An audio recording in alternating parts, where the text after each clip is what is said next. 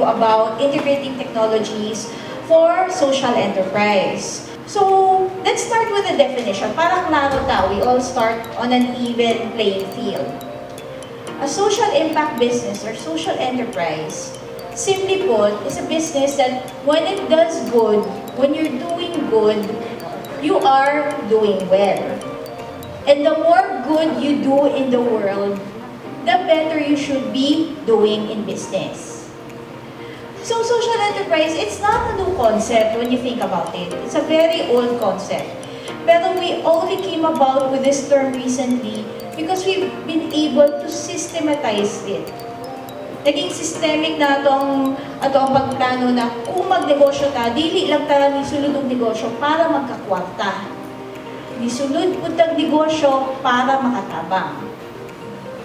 And to be honest, working in the enterprise development field, pag madunggan ng word na social enterprise, for a lot of older business people, it's kind of a dirty word. Not dirty, or controversial word siya. Because some people think social enterprise is a marketing strategy. It's a gimmick.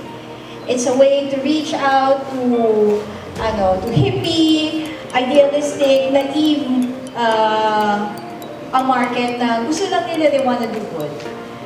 Pero more and more people are starting to see, more and more entrepreneurs are starting to see that when you engage as a social enterprise, when you do business ethically, it is good for your bottom line. For example, employment practices. Nakadungog na mo about the strike with NutriAsia? We have heard about the strikes in NutriAsia. Nana siya sa news. What is the usual issue when it comes to employees going on strike? Sweldo, benefits, and safety. But more and more business owners are starting to see that when you engage in ethical business practices, ethical employment practices, na you pay your employees a living wage, they're more likely to stay. And when they're more likely to stay, there's less turnover. I know there are a lot of business owners here. Diba? When there's less turnover, there's less cost. And when there's less turnover, the more skilled your employees are, the easier it is to upskill them. Your employees are more productive, and they add more value to your business. Another ethical business practice wherein social enterprise are more associated with is fair market practice. We buy from our sources of raw materials at fair prices. We buy things that are produced ethically. And as a result, our suppliers are more loyal, and we get the pick of the litter, the best quality raw materials, the best quality services. So kung tanan nato, on a business perspective, it does make sense, diba? To do business ethically, to practice your business as a social enterprise. Pero, mubalik lang gihapon ka sa question, is it profitable?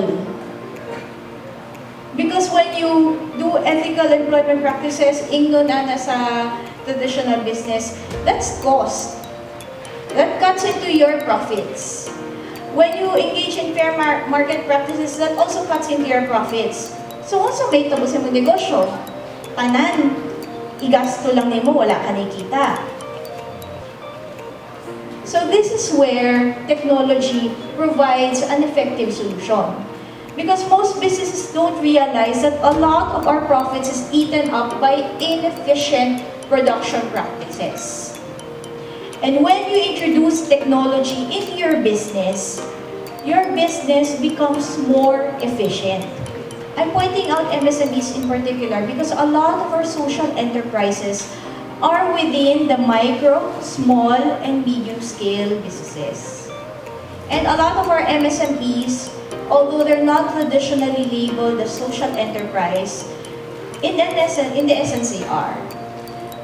For example, kinsa din nakakita itong sa Netflix special na street food, katong na-feature tong taga Cebu, na katanaw mo ato? Nakatanaw. So, wapo kayo itong story, especially itong taga Cebu. Kay iyang giingon, mao siya, basically naghimo siya karinderya dito sa ilahang barangay. The reason he built the karinderya was to create a market for his neighbors, para tabangan diha mga silingan, which were fisher folk. So kung tanaw na to, karinderya, it's not a social enterprise. Pero ang motivation niya makes him a social enterprise on a small scale, kaya ginatabangan niya ang iyang community, which is a poor fishing village. And when we look at it on the macro scale, makita na to, yes, social enterprise siya. Because he is encouraging sustainable fishing practices. Ang specialization na to sa iyang karinderya are usually mga fish, mga eels, katong mga, katuyang specialty ganit, katong murag eel na pait daw na siya. Dapat iluto, i-adobo ni mo siya para mulamig. Tapos mga shells na usually di ginakaon na itong specialization sa iyong restaurant. So, social enterprise na siya kasi it's environmentally friendly, sustainable food. Another way social enterprise siya is cultural. He's preserving traditional Cebuano dishes by serving them to people. These are recipes you can't find anywhere else in the world. You can't even find them anywhere outside of the Visayas. So social enterprise siya in a large scale. He's helping preserve our culture. He's helping preserve the environment. And he's providing employment to people who need it the most, which are fishermen. So kung tanan ninyo, daghan kayo tag MSMEs that fit into the social enterprise model. The scary thing about this is although MSMEs contribute 90% of the businesses in the CN region are MSMEs, and they hire just as many people, they only contribute 30 to 50% of our GDP. So that means if large companies fail, or if they leave the country, automatic, half of your economy is gone. A good way to close that gap is to encourage the use of technology. But the problem is only 5 to 7% of MSMEs know how to use technology efficiently and effectively. In the process of integrating technologies, napat sa first step. We just barely entered the first step. As soon as you fully integrate technology into small businesses, it will come with a different set of challenges na po.